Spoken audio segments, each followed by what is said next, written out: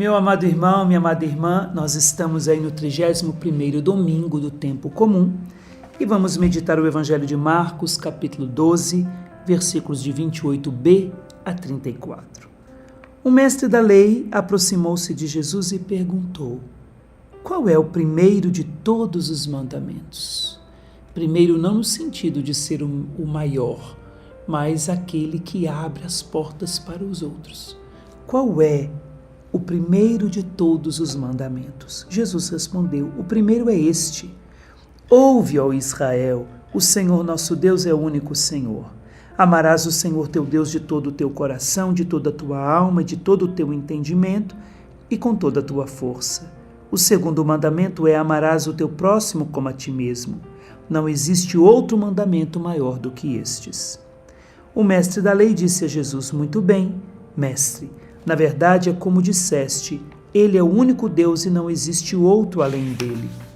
Amá-lo de todo o coração, de toda a mente, com toda a força, e amar ao próximo como a si mesmo é melhor do que todos os holocaustos e sacrifícios. Jesus viu que ele tinha respondido com inteligência e disse: tu não estás longe do reino de Deus. E ninguém tinha mais coragem de fazer perguntas a Jesus.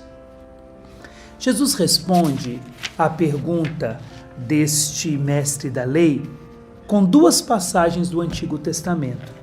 Nós vemos a passagem de Deuteronômio 6,4, que diz: ouve Israel, o Senhor nosso Deus é o único Senhor, amarás o Senhor teu Deus com todo o teu coração, com toda a tua alma e com todas as tuas forças. E Jesus une essa passagem à passagem de Levítico 19:18, quando a palavra de Deus diz assim: não procures vingança nem guardar rancor aos teus compatriotas. Amarás o teu próximo como a ti mesmo, eu sou o Senhor. Então Jesus responde unindo duas passagens do Antigo Testamento, duas passagens conhecidas por Jesus, conhecidas pelo mestre da lei e conhecidas por todos os judeus. Jesus usa da oração do Shema Israel, que os judeus faziam durante o dia. Jesus usa dessa oração para responder a pergunta do mestre da lei. E a recitação cotidiana do Shema Israel, ou seja, escuta Israel, o Senhor nosso Deus é o único Senhor, ou seja, não há outro. Essa oração que os judeus faziam durante o dia, repetidas vezes, essa recitação cotidiana comporta então 3 capítulos. O primeiro capítulo é aquele que nos chama ao conhecimento e ao reconhecimento da realeza celestial, da realeza de Deus. O segundo é a aceitação do jugo dos mandamentos divinos. Então, ou seja, eu aceito o primeiro, eu reconheço, conheço e reconheço. Conhecer é pelo estudo, pelo conhecimento, o conhecimento, ou seja, pelo estudo, pela busca, e isso os judeus faziam, de buscar e procurar conhecer a palavra de Deus, e também, e não só conhecer teoricamente, mas reconhecer que ali estava a vontade de Deus e fazê-la. Aceitação do jugo dos mandamentos, se colocar debaixo da vontade de Deus, debaixo dos seus mandamentos e não ter a cerviz dura como sinal de desobediência. E o terceiro é traçar um caminho de santidade pessoal para dominar as tentações. Então, ou seja, além de conhecer, reconhecer, me colocar debaixo da vontade de Deus, eu ainda quero, o Shema Israel traça para mim um caminho de amor, um caminho de santidade, para que eu não viva segundo as minhas vontades, os meus instintos e vença todas as tentações. Aqui, se nós pegarmos então, porque Jesus vai falar de Deuteronômio, quando nós vemos amarás o Senhor teu Deus de todo o coração, com todo o coração significa amar a Deus com o centro da sua própria vida. Na cultura bíblica, o coração é o centro da vida, de onde bombeia a vida, o coração que bombeia o sangue, bombeia a vida para todas as partes do corpo. Então, se eu amo a Deus com todo o coração, é o amor de Deus que vai ser bombeado para todas as partes do meu corpo. Eu vou pensar a partir do amor de Deus, eu vou agir a partir do amor de Deus, eu vou caminhar no caminho de Deus, porque eu quero caminhar a partir do amor de Deus, eu vou me relacionar com os outros a partir do amor de Deus. Então, ou seja, é amar de todo o coração, amar a Deus com o centro da vida, dar a Ele o centro da minha vida, dar a Ele o trono do meu coração, colocá-lo no meu interior, no centro da minha vida, Ele como Senhor e Salvador. Essa palavrinha, então, amarás o Senhor com todo o teu coração, nós poderíamos ler em hebraico como Ehel Levaverá. Ou seja, nós vemos aí a letra Beit do Levaverá, com som de V, né? Porque não é hora de dar essas explicações aqui, mas Levaverá, esse V é o Beit, que é uma letra do alfabeto hebraico. E nós vemos essa letra repetida aqui nesse versículo, ao invés da fórmula habitual que seria liberar, ou seja, um único Beit. Aqui está com som de B, lá na outra que eu falei está com som de V, mas é a mesma letra aí no hebraico, eu não vou explicar o porquê disso, porque é daqui, mas enfim, lá nós vemos levaverá, o Beit repetido 2 vezes, ao invés de ser liberar, que seria o Beit, aí a letra uma única vez. E por que isso? Os rabinos sugerem que está dessa maneira, por quê? Porque nós devemos amar Por que está repetido? Os rabinos sugerem porque nós devemos amar a Deus com as 2 inclinações que nós temos.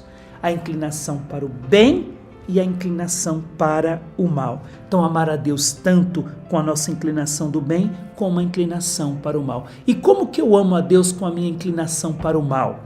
Ou seja, eles vão dizer, primeiro, não seguindo os conselhos da má inclinação, por amor a Deus. Então, como que eu amo a Deus com a má inclinação? Não seguindo os conselhos da má inclinação. E segundo, convertendo a má inclinação para a inclinação ao mal, convertendo essa inclinação para o mal para o bem.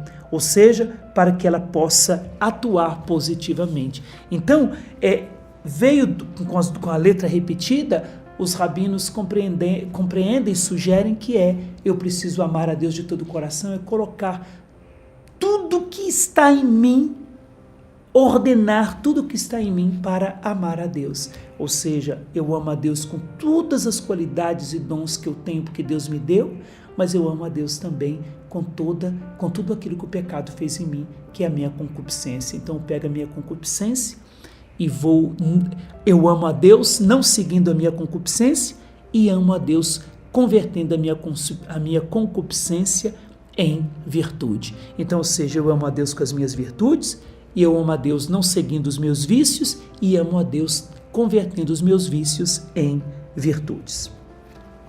Aqui ainda vai dizer, amar a Deus com toda a tua alma, com toda a sua alma, na cultura bíblica, aqui para os rabinos, significa mesmo que ele tire a minha alma. E quando é que Deus tira a nossa alma? Com a morte. Quando nós morremos, há a separação do corpo e da alma. Então, mesmo que ele tire a minha alma com a morte, ela continua amando a Deus e o querendo amar. Então, ou seja, a minha alma foi tirada do corpo com a morte, eu amei a Deus toda a minha vida e quero amá-lo também após a minha morte. E amar a Deus com as minhas emoções e com as minhas decisões, já que a alma sustenta, é o motor do corpo e também é o símbolo aí das minhas emoções e decisões, então eu quero amar a Deus durante toda a minha vida e amar a Deus após a minha morte, porque assim a minha alma vai amando a Deus e buscando a Deus até depois da morte. E como nos ensina a doutrina cristã, nós queremos esperar a ressurreição final, amando a Deus de toda a nossa alma, com emoções, decisões, com tudo que sou. E aqui o texto ainda vai dizer, e com todas as tuas forças. É interessante porque com todas as suas forças também poderia ser traduzido com todo o seu poder. Uverhol no hebraico, Uverhol meoderá, que significa amar a Deus com todas as suas posses. Então eu amo a Deus com aquilo que eu sou, de todo o coração e de toda a alma, amar nesse mundo e amar no mundo vindouro, e amar a Deus com tudo aquilo que eu tenho. Então esse uverhol meoderá, que significa amar a Deus com todas as suas posses e medidas. Então é amar a Deus com todas as forças que eu tenho, com todas as posses que eu tenho, com tudo aquilo que eu tenho como posse material, e amar a Deus com todas as medidas. E que medidas são essas? Os rabinos nos dizem que são que essa medida é a medida da alegria e da dor. Ou seja, eu preciso amar a Deus com tudo que Ele me deu para conquistar. Então eu coloco toda a minha riqueza, tudo que Deus me deu como material, eu coloco a serviço de Deus e dos irmãos. Até a profissão eu coloco a serviço de Deus e dos irmãos, para amá-lo de tudo, com todas as minhas posses. E também quero amar a Deus com todas as medidas da alegria, as medidas da tristeza, as medidas da saúde com a medida da doença, na alegria e na dor, na saúde e na doença, na tristeza, na angústia. Tudo que eu vivo no cotidiano eu transformo em amor para amar a Deus. É isso que Jesus quis explicar para esse homem, quando ele vai dizer que isso, amar a Deus e ao próximo, é melhor do que todos os holocaustos e sacrifícios.